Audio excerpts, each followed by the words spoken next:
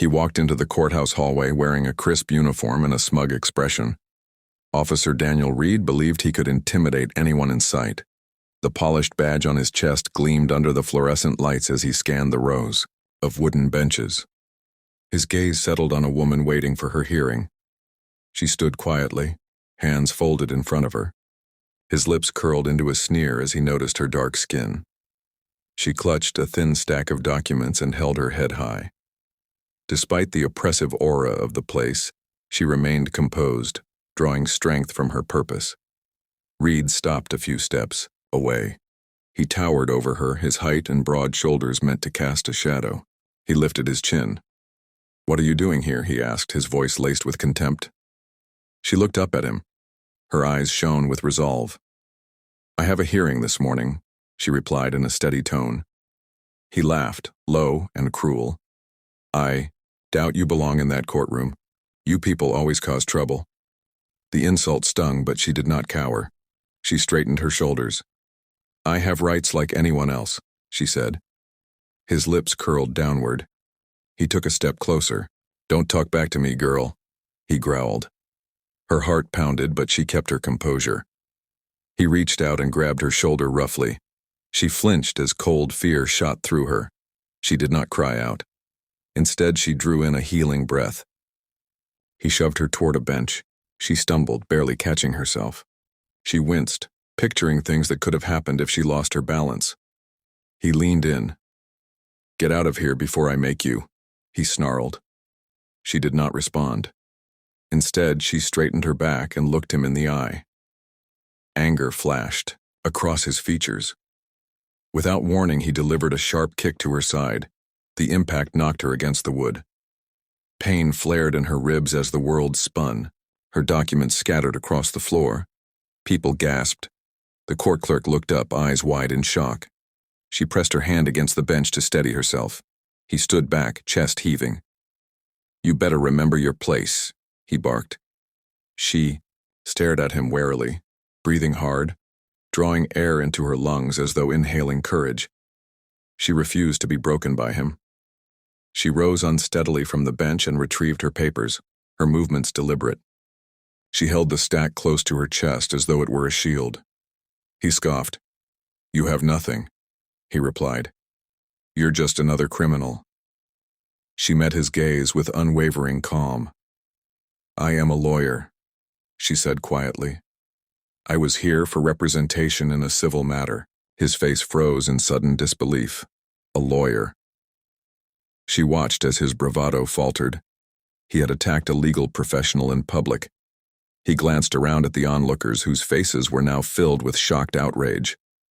Courtroom staff were whispering among themselves. The judge's assistant was rising from his seat. She took a step backward and adjusted her stance. "You assaulted me without cause," she said in a composed voice. "I will report this." He swallowed hard, struggling to maintain composure. He knew his actions could cost him more than just his job. People were already reaching for phones to record. He felt the tide turn against him. He glared at her, spit thick in his throat. Before he could speak, 2 officers approached, restraining him by the arms. He struggled, furious and humiliated. She watched quietly, her gaze unwavering. She did not show pity. She only gathered herself and walked toward the courtroom entrance where security staff hurried forward. Reed's world crashed around him. He saw cameras pointed at him, heard the gasps, smelled the cold disdain in the air. She stood aside to let the officers lead him away. She did not gloat. Instead, she moved with quiet dignity, her focus on the case ahead. Nearly 3 months later, the scandal dominated local headlines. Video footage of the incident circulated widely on social media. The mayor's office was flooded with complaints. Activists demanded accountability. The police department launched an internal investigation. Reed was suspended with pay, assigned to desk duty pending the outcome. He spent his days avenging his wounded pride, scheming how to clear his name. Every morning he trudged to work in a uniform that felt heavier than before. The badge on his chest no longer brought pride. It felt like a target. The legal community rallied behind the woman. Her name quickly became a symbol of resistance. People were inspired by her quiet strength. She continued her practice representing underprivileged clients. The assault had rattled her, but failure to stand her ground was not an option. She appeared in court, argued cases, met with clients, and lectured at community centers about legal rights. Over time, she expanded her focus. She created outreach programs for at-risk youth, collaborated with civil rights organizations, and mentored young lawyers. Her reputation soared. She was invited to speak at colleges, forums, and panels about racial bias and legal empowerment. Her advocacy blurred the line between legal battle and moral imperative. Months passed. Rivers of change flowed through the police department. New leadership recognized the urgent need for reform. City council members debated policies aimed at bridging divides. The community elected a mayor who campaigned on fairness and inclusion. A citywide committee formed to vet candidates for the next police chief. They sought someone with integrity, vision, and a track record of justice. She considered the possibility, aware of the demands of such a position. She had turned down positions before, preferring to focus on grassroots work. Yet this felt different. It felt like an opportunity to influence the system from the inside. She submitted her application. The selection committee reviewed her qualifications. She had a law degree, years of legal advocacy, and extensive experience working with law enforcement on policy reforms. Her blend of legal insight and community engagement made her stand out. The committee interviewed several candidates. She spoke passionately about building trust, ensuring accountability, and empowering officers with training on cultural sensitivity. She outlined plans to foster dialogue between police and citizens, to dismantle fear and prejudice. Each word she spoke resonated with conviction. The panel members exchanged impressed glances, nodding in agreement. It was clear she had the community's trust, but would the department follow suit? Reed watched from afar as the process unfolded. At first, he did not pay much attention. He had convinced himself that the old controversies were behind him. Now, a distant memory. He was focused on restoring his career. He applied for a promotion within the department, hoping to re-establish his standing. He believed in the old ways, the hardline approach that had once given him confidence. Yet whispers of a woman becoming chief circulated. Rumors said it was the same lawyer. He dismissed it. It could not be true. It felt more like a sensational rumor, spread to embarrass him. Still, a knot of unease grew in his chest. The day of the announcement arrived. Journalists gathered at headquarters, cameras trained on the building's steps. Reed arrived early, uniform pressed, shoes shined. He paced near the entrance, rehearsing talking points about how he had served with distinction. His ego soared at the thought of being in the inner circle once more. He scanned the crowd looking for familiar faces. The mayor stepped forward onto a raised platform. Reed's heart sank when he recognized the woman at her side. It was her. His vision blurred. He forced himself to keep breathing. The mayor smiled and began to speak. The crowd hushed. She pulled a folded envelope from her pocket. Reed's knuckles whitened around the papers in his hand. The mayor cleared her throat and then announced her as the new police chief. Reporters snapped photos. The new chief raised her hand to quiet the crowd. Her voice carried warmth and determination as she addressed the city, outlining her vision for a safer, more inclusive future. She spoke of accountability, community policing, and healing divisions. She thanked supporters, acknowledged those who had fought alongside her, and emphasized respect for every citizen. As she finished, applause erupted. Reed stood paralyzed. Memories flooded back. The kick, the sneer, the wreckage of his own arrogance. The uniform felt suffocating. He could not believe someone he had tormented would now hold authority over him. People around him cheered, unaware of the private turmoil he faced. He stared at her, a mounting dread filling his chest. After the ceremony, she crossed the foyer. Reed lingered at a distance, unable to move. His breath came in shallow, ragged bursts. Colleagues recognized her and congratulated her. Some glanced at him with pity, others with disdain.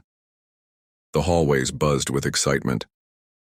She ascended the steps to her new office. From her window, she looked out at the city she pledged to serve. Reed watched her silhouette until it disappeared behind a closed door. His whole life had led to this moment. His prejudices, his brutality, his sense of invincibility, all crumbled in a single heartbeat. He wondered if he could ever recover from the humiliating truth that the woman he had beaten was now his superior. In the following weeks, tension simmered within the department. Reed reported to her office on her first day. She greeted him with a measured nod, her expression calm but resolute. She would not be deterred by his history. She believed in due process, fairness, and the potential for redemption. She assigned him to retraining sessions focused on bias awareness. Reed seethed inside, forced to sit through lectures he believed were a waste of time. His resentment festered as he endured group discussions about empathy and respect. He rolled his eyes when facilitators explained how unconscious bias affected decision-making. Yet he could not deny the ripples of guilt that washed over him whenever he recalled that moment in the hallway. Eyes when facilitators explained how unconscious bias affected decision-making. Yet he could not deny the ripples of guilt that washed over him whenever he recalled that moment in the hallway. One afternoon, she met him privately. He entered a small conference room. The walls bore framed photos of community events and departmental milestones. She gestured for him to sit. Reed lowered himself into the chair, arms crossed. She did not mince words. "Officer Reed, I know about the incident in the courthouse years ago. I know what you did." He stiffened. His eyes narrowed. "Yes, Chief," he muttered. She stared at him. "You assaulted a citizen who was a legal professional. It was recorded. You faced an investigation and consequences, but you returned to patrol. I want to know if you're ready to commit to real change." He glanced away. "I did my time," he said, voice cold. She leaned forward. "I believe people can grow, but actions speak louder than words. I expect you to show genuine progress. This department needs officers who respect all citizens equally. That includes me." He swallowed, realizing the awkwardness of being reprimanded by someone he once beat. He looked at her, uncertainty flickering in his eyes. She continued, "You will be evaluated on your conduct, interactions, and willingness to learn. If you refuse, you leave me no choice but to pursue disciplinary action." His jaw clenched, but he nodded. "Yes, Chief." She stood and motioned him out. "You're dismissed." He turned, his uniform stiff, and walked out. Months passed. Reed participated in training sessions, though his attitude remained defiant. Beneath a veneer of compliance, he struggled to connect with community members during outreach events. He felt uncomfortable mingling with people he used to intimidate. During a community picnic organized by the department, he watched as she mediated a tense exchange between officers and residents. She spoke kindly yet firmly, acknowledging concerns and offering solutions. Reed observed how her words soothed anger and built bridges. He felt a pang of regret as he realized that his own cruelty would never have solved anything. He watched her interact with children and elders, offering reassuring smiles and listening to grievances with patience. She listened without judgment and offered guidance without patronizing. Reed noticed how the public responded to her presence. Trust replaced fear, and admiration replaced suspicion. He felt a mixture of awe and envy as he followed her through the crowd, noting the respect she commanded. At home, he lay awake, replaying scenes in his mind. He thought about his childhood, about his father's stern lessons on toughness. He remembered his first day at the academy, how instructors praised his aggression. He wondered if he had lost sight of why he became a cop. Was it to serve and protect, or to wield power? His reflection haunted him. He realized that his hatred had cost an innocent woman dignity and respect. He realized that his actions degraded himself more than anyone else. One evening, he sought her out with a genuine apology on his mind. He waited in the hallway outside her office. He clutched a bouquet of flowers he had borrowed from his mother's garden. He rehearsed his words, but they felt hollow. When her door opened, he stood straighter. She raised an eyebrow, surprised to see him. He stepped inside and placed the flowers on her desk. "Chief, I want to apologize," he began. His voice trembled. She regarded him quietly. "I'm sorry for what I did to you. I was wrong. I've spent months reflecting on my actions." She studied him. His uniform was immaculate, but his eyes reflected remorse. She sighed.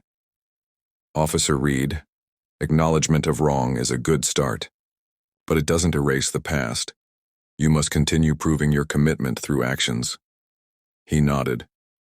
Tears threatened behind his eyes. "I understand. I will." She offered a small nod. "I accept your apology. Now let's focus on moving forward." He bowed his head and left her office. The following month saw Reed volunteering for community patrols. He joined mentorship programs for at-risk youth, teaching them about the law and their rights. He partnered with local leaders to organize charity drives. In every interaction, he tried to treat people with respect. Some community members remained skeptical, but he persisted. Over time, he witnessed the positive impact of trust building. He discovered that listening and understanding could transform relationships. He felt a change within himself as well. He realized that genuine respect carried far more weight than a gun or a badge. Within the department, colleagues noted his evolving demeanor. His hardline stance softened. He engaged in conversations with diverse groups and began to appreciate perspectives he once dismissed. He still stumbled, forgetting to restrain old impulses, but she guided him. When he faltered, she addressed it directly, offering constructive feedback. She challenged him to examine bias whenever it surfaced. Their interaction shifted from hostility to mutual respect. She offered him insights on policy and empathy. He offered her perspective on policing challenges. Their dynamic became one of collaboration rather than conflict. Years passed. Reed became a model officer in community policing. His record improved and his mindset shifted towards service rather than dominance. He attended leadership training and eventually earned a spot as a field supervisor. He never forgot that fateful day in court or the woman he had assaulted. Her rise to leadership had been his turning point. One afternoon, he joined her in leading a citywide forum on police reform. The auditorium filled with citizens, activists, and officers. Reed stood at her side, prepared to share his journey. When it was his turn to speak, he stepped forward, heart pounding. He looked out at the crowd. "I stand here today as someone who once failed this community," he began. His voice resonated with sincerity. "Years ago, I let my prejudice dictate my actions, and I hurt someone who deserved respect. That person is my chief." The audience watched in silence as he spoke of his transformation. When he finished, the hall erupted in applause. He returned to his seat and the chief rose to address the next segment. Later, as they packed up, she turned to him. "You did well," she said quietly. He nodded. "Thank you for believing I could change." She smiled. "Belief is not enough. You did the work." Their partnership became a model of reform in the city. The police department's reputation improved. Trust between officers and citizens deepened. Reed's respect for her became a driving force in his life. He rarely spoke of the incident in the courthouse, but he never forgot it. In the end, the racist cop who once kicked a black woman in court became one of her staunchest supporters. Her leadership changed his heart and guided him toward redemption. Their story illustrated the power of accountability, forgiveness, and the capacity for growth even in the face of past mistakes. It showed that true leadership emerges not from forcing fear, but from inspiring trust. The ripple effect of their journey extended beyond them.